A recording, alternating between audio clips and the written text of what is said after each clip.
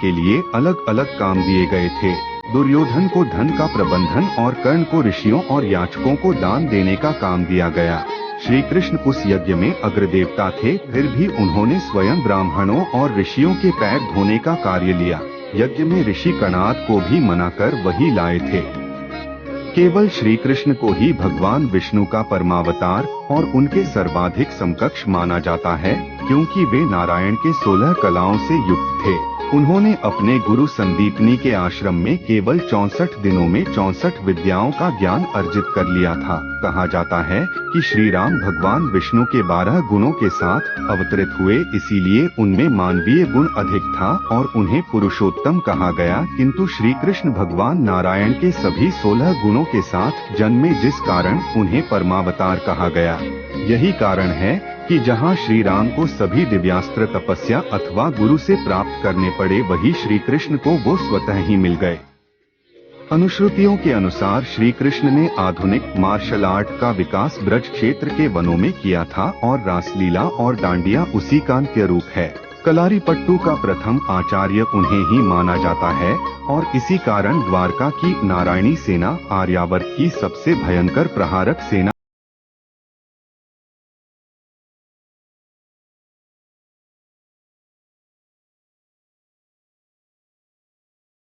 जिनके नाम शैव्य, सुग्रीव, मेघपुष्प और बलाहक थे।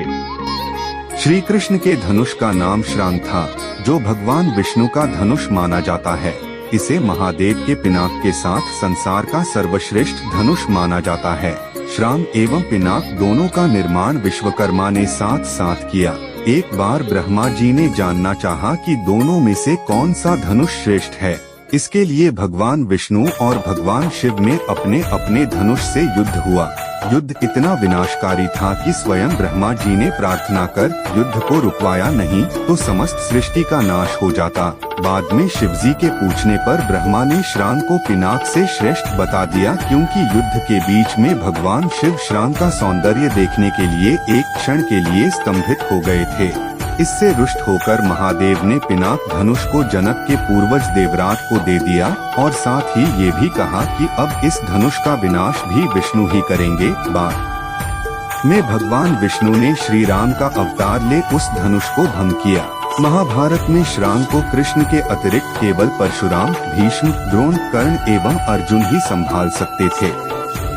श्री कृष्ण की तलवार का नाम नंदक था, जो उन्हें भगवान विष्णु से मिला था।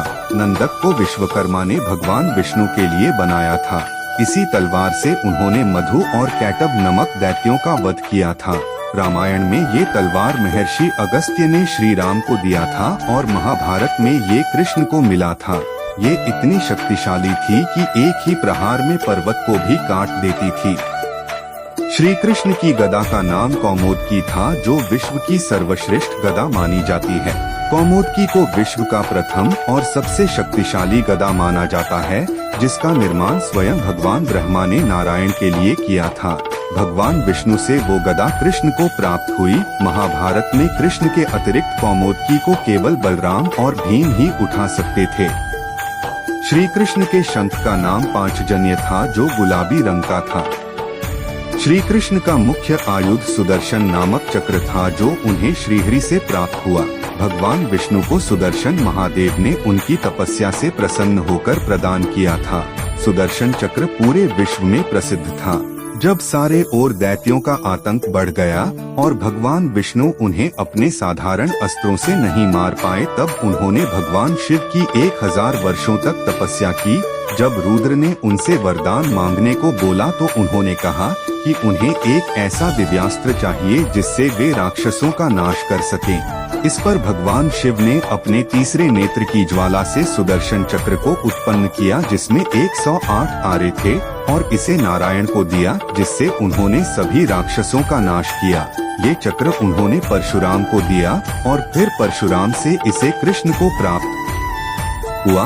ये इतना शक्तिशाली था कि त्रिदेवों के महास्त्र, ब्रह्मास्त्र, नारायणास्त्र एवं पाशुपतास्त्र के अतिरिक्त केवल इंद्र का वज्र और रुद्र का त्रिशूल ही इसके सामने टिक सकता था। महाभारत में कृष्ण के अतिरिक्त केवल परशुराम ही इसे धारण कर सकते थे।